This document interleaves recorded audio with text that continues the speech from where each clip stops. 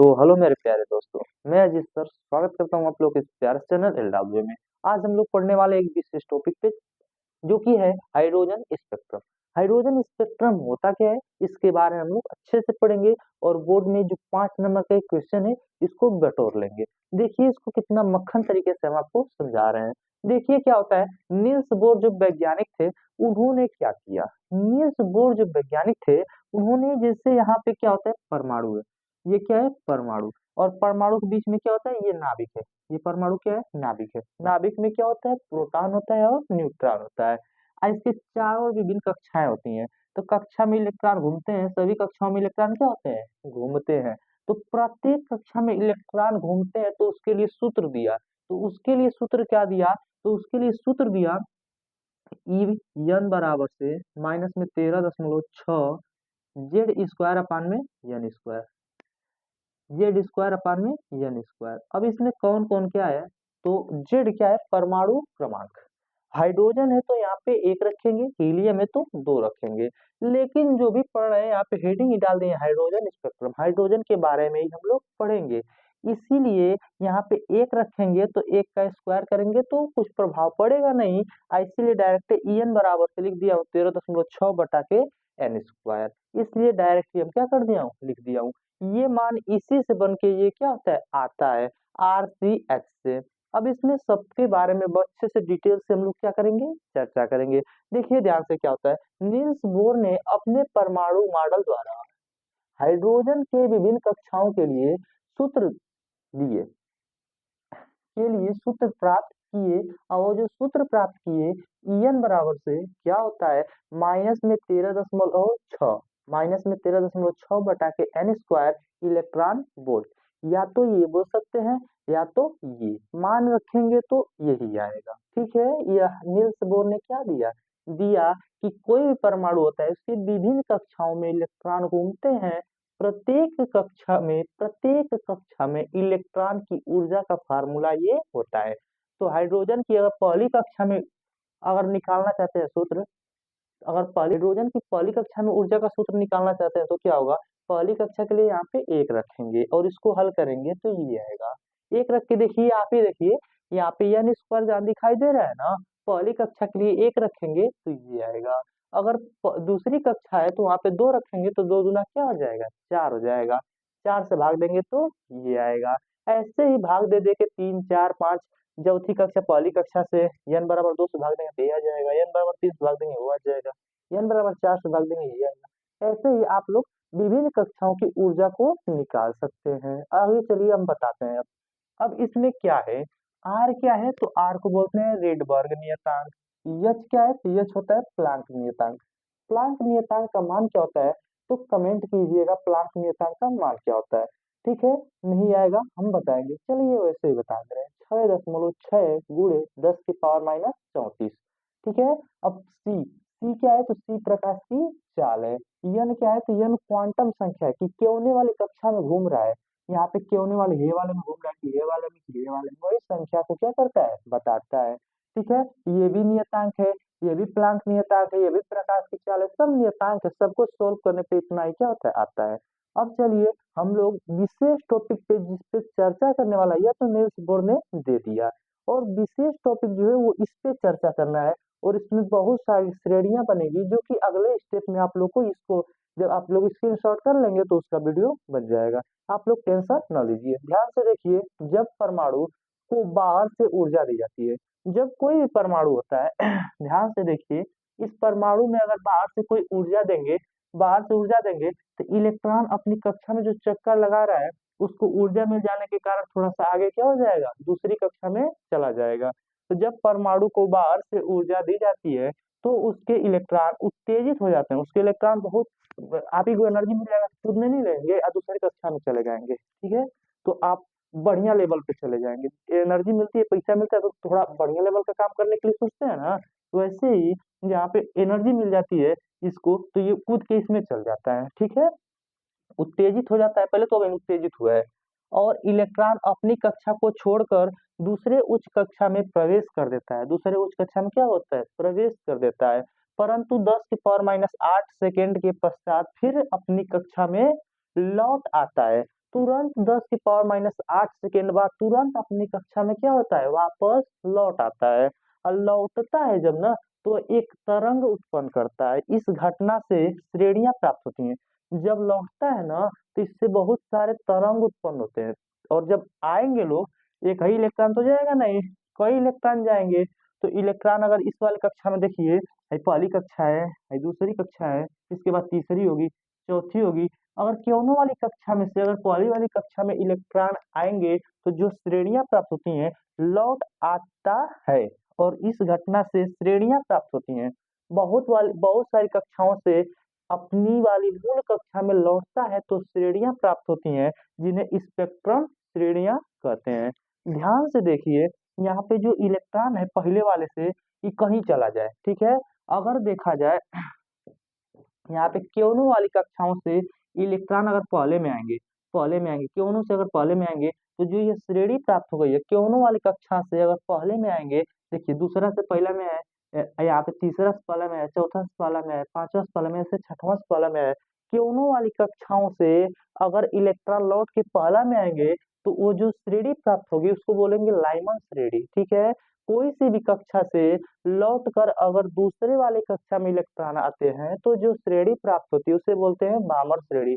कोई से भी कक्षा से इलेक्ट्रॉन लौट के अगर तीसरी वाली कक्षा में आते हैं, तो जो श्रेणी प्राप्त होती है उसे क्या बोलते हैं, पार्सन श्रेणी। ऐसे ही कोई सी भी कक्षा से इलेक्ट्रॉन लौट कर जब चौथे वाले में आते हैं, तो जो श्रेणी प्राप्त होती है उसे क्या बोलते हैं, ब्रैकेट श्रेणी। अब इसके बारे में हम आपको लिख लिख के समझाने जा रहे हैं, तो इतना में किसी को कोई डाउट नहीं होनी चाहिए। तो आप लोग इसका स्क्रीनशॉट कर लीजिए। देखिए, अब हम लोग ये पढ़ेंगे क्या, लाइमन श्रेणी जो है स्पेक्ट्रम श्रेणियां पढ़ेंगे। कहने का मतलब है हम लोग स्पेक्ट्रम श्रेणियां पढ़ेंगे। स्पेक्ट्रम श्रेणी में जो पहला हेडिंग है लाइमन श्रेणी, लाइमन श्रेणी के बारे में हम लोग पढ़ेंगे। तो लाइमन श्रेणी है पहली हेडिंग, दूसरी हेडिंग है बामर श्रेणी, तीसरी पास्चर, चौथी ब्रैकेट और पांचवी फुंड है। ठीक है, सबके बारे में अच्छे से डिटेल से पढ़ेंगे। अब ध्यान से देखिए, किसी भी कक्षाओं से इलेक्ट्रॉन, जब परमाणु को बाहर से ऊर्जा दी जाती है, तो उसके इलेक्ट्रॉन क्या होते हैं, उत्तेजित हो जाते हैं और अपनी कक्षा छोड़ के अगली वाली कक्षा में चले जाते हैं। और वहां से क्योनो वाली कक्षा से अगर पहली वाली कक्षा में आएंगे, तो जो श्रेणी प्राप्त होगी उसको बोलेंगे लाइमन श्रेणी। और जो किसी भी कक्षा से दूसरे वाले में आ जाएंगे तो बामर श्रेणी, किसी भी कक्षा से तीसरे वाले में आ जाएगा तो पार्सन श्रेणी। वही लिखे हैं, जब हाइड्रोजन परमाणु का इलेक्ट्रॉन उच्च ऊर्जा स्तर से प्रथम ऊर्जा स्तर में प्रवेश करता है, तो प्राप्त श्रेणी लाइमन श्रेणी कहलाती है। जो बोल रहे हैं वही तो लिखे भी हैं, ठीक है। लाइमन श्रेणी में रेखाएं क्या होती हैं, पराबैंगनी होती हैं। लाइमन श्रेणी में रेखाएं क्या होती हैं, पराबैंगनी होती हैं। इसमें क्या होता है, इसके लिए फार्मूला क्या होता है, इसके लिए तरंगदैर्ध्य का फार्मूला होता है 1/लैम्डा बराबर से आर, 1/लैम्डा बराबर से आर। और यहाँ पे क्या होता है, 1/n1 का स्क्वायर, 1/n1 का स्क्वायर, और यहाँ पे क्या होता है 1/n2 का स्क्वायर, ठीक है। और लाइमन के लिए n1 का मान क्या होता है, 1 होता है। इसके लिए लाइमन के लिए इसका मान n1 का मान क्या होता है, 1 होता है। तो यहाँ पे n1 बराबर से क्या लिखेंगे, 1। और यहाँ पे n2 बराबर से लिखेंगे, 2 से भी आ सकता है, 3 से भी, 4 से भी, डैश डैश डैश, किसी से भी आ सकता है। तरंगदैर्ध्य निकालने का फार्मूला होता है, रेडबर्ग नियतांक का मान होता है 1.096 गुणे 10 की पावर 7, ठीक है। इसका मान आप लोग रख के सवाल को लगा सकते हैं। तो लाइमन श्रेणी के लिए फार्मूला क्या बनेगा, 1/लैम्डा बराबर से आर 1 के n1 स्क्वायर अब माइनस 1/n2 का स्क्वायर। अब n1 का मान क्या रखेंगे, लाइमन के लिए 1 रखेंगे, और लाइमन के लिए 1 रखेंगे, और बाकी सबके लिए मतलब कि n2 का जो मान रहेगा 2 3 4 रखेंगे। चलिए, अब लाइमन का तो सब बातें अच्छे से हो गई। अब हम लोग पढ़ेंगे बामर श्रेणी। बामर श्रेणी क्या है, जब हाइड्रोजन परमाणु का इलेक्ट्रॉन उच्च ऊर्जा स्तर से, ये वाला बता रहे हैं, उच्च ऊर्जा स्तर से दूसरे ऊर्जा स्तर में प्रवेश करता है, तो प्राप्त श्रेणी क्या कहलाती है, बामर श्रेणी। क्या कहलाती है, बामर श्रेणी। इसके लिए फार्मूला क्या होता है, तो इसके लिए फार्मूला आप क्या लगाएंगे, यहाँ पे चलिए यहीं पे लिख दे रहे हैं। इसके लिए आप फार्मूला लिखेंगे, ध्यान से देखिए, इसके लिए लिखेंगे 1/लैम्डा बराबर से 1/लैम्डा बराबर से, यहाँ पे आर लिखेंगे, और यहाँ पे क्या लिखेंगे, 1/n1 का स्क्वायर, 1 बटा के यहाँ पे क्या हो जाएगा n2 का स्क्वायर। यहाँ पे n1 का मान आप लोग बताइए क्या होगा 2 और n2 का मान क्या होगा, तो n2 का मान आप रख सकते हैं 3 4 डैश डैश डैश, कुछ भी आप आगे रख सकते हैं। तो ये बताइए बामर श्रेणी भी आपको क्लियर हो गई। इसके लिए तरंगदैर्ध्य का फार्मूला क्या लिखेंगे, 1 बटा के लेमडा बराबर से r 1/n1 का स्क्वायर माइनस 1 बटा के n2 का स्क्वायर। n1 का मान इसके लिए बामर के लिए क्या हो जाएगा 2, ये पार्सन रहेगा तो n1 का मान क्या हो जाएगा 3, ब्रैकेट रहेगा तो n1 का मान क्या हो जाएगा 4। ऐसे ही आपको करना है। इसमें देखिए n1 का मान 1 रखे हैं ना, पहला था तो दूसरा बामर श्रेणी पर है तो n1 का मान क्या रखे हैं 2 रखे हैं। आज जब 2 रख दिए n1 का मान तो n2 स्टार्ट होगा 3 से, उसके आगे से स्टार्ट होगा। चलिए अब इसी तरह पार्सन श्रेणी का आप लोग को डिफिनीशन लिखना है। जब हाइड्रोजन परमाणु का इलेक्ट्रॉन, लिख लीजिए, जब हाइड्रोजन परमाणु का इलेक्ट्रॉन उच्च ऊर्जा स्तर से तीसरे ऊर्जा स्तर में प्रवेश करता है तो जो श्रेणी प्राप्त होती है उसे क्या बोलते हैं, पार्सन श्रेणी। इसमें भी आप लोग को फार्मूला लगाना है। इस हाँ, सब में ये बात ध्यान दीजिएगा, लाइमन श्रेणी में रेखाएं कैसी होती है, पराबैंगनी, और बामन श्रेणी में रेखाएं कैसी होती हैं, तो दृश्य। पार्सन श्रेणी में रेखाएं कैसी होती हैं, औरक्त। पार्सन का डेफिनेशन लिखने के बाद ये लाइन आप लोग लिख दीजिएगा। सबका डेफिनेशन लिखने के बाद ये पराबैंगनी वाली लाइन, मतलब कि लाइन लाइमन श्रेणी की जो रेखाएं हैं किस कलर की हैं, किस श्रेणी में प्रवेश कर रही हैं, बामन श्रेणी की रेखाएं कैसी हैं, सबकी रेखाओं के बारे में लिखना है और उनका फार्मूला भी लिखना है। ठीक है, अब यहाँ पे इसका भी फार्मूला आप लोग को लिखना है। इसके बाद पार्सन श्रेणी का डिफिनीशन हम बता दिए हैं, नोट कर लिए होंगे। और पार्सन श्रेणी में रेखाएं कैसी होती हैं, अवरक्त होती हैं। और पार्सन श्रेणी में फार्मूला रखेंगे तो 1/λ बराबर क्या लिखेंगे, r 1/n1 का स्क्वायर माइनस 1 बटा के n2 का स्क्वायर। और यहाँ पे n1 का मान क्या रखेंगे 3 और n2 का मान क्या रखेंगे 4 से रखना स्टार्ट कर देंगे। ठीक है, ऐसे ही ब्रैकेट का करेंगे तो ब्रैकेट को किसे कहेंगे, ब्रैकेट श्रेणी किसे कहेंगे, जब हाइड्रोजन परमाणु के इलेक्ट्रॉन उच्च ऊर्जा स्तर से चौथे ऊर्जा स्तर में प्रवेश करते हैं तो जो श्रेणी प्राप्त होती है ब्रैकेट श्रेणी कहलाती है। अब ब्रैकेट श्रेणी में रेखाएं कैसी होती हैं, अवरक्त होती हैं। इसके लिए हमको नहीं लग रहा है फार्मूला बताने की जरूरत पड़ेगी। आप लोग क्या लिखेंगे 1/λ। इसके लिए ब्रैकेट के लिए जब इन्हीं लोगों से फार्मूला बना लीजिए। जब ब्रैकेट को करना है ना तो बस यहीं पे फार्मूला सब कुछ वही रहेगा, फार्मूला तो हर जगह वही है।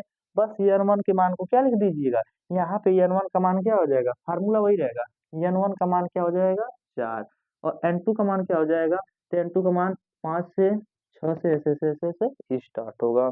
अब फुंड में ऐसे रहेगा तो यहाँ पे भी जब हाइड्रोजन परमाणु के इलेक्ट्रॉन उच्च ऊर्जा स्तर से पांचवें ऊर्जा स्तर में प्रवेश करते हैं तो जो श्रेणी प्राप्त होती है उसे क्या कहते हैं, फुंड श्रेणी कहते हैं। और इसमें रेखाएं कैसी होती हैं, अवरक्त होती हैं। इसमें भी फार्मूला जब रखेंगे तो n1 का मान क्या रखेंगे 5 और n2 का मान कहाँ से स्टार्ट करेंगे 6 7 8 9 10 ऐसे क्या कर देंगे स्टार्ट कर देंगे। तो आप लोगों को ये सारी बातें हमारी समझ में आ गई होंगी। तो दोस्तों बहुत मेहनत लगता है, अगर अच्छा लगे तो इसको थोड़ा सा सब्सक्राइब कीजिए अगर नए हैं तो, और नहीं तो वीडियो को लाइक जरूर कीजिए। ठीक है दोस्तों, धन्यवाद।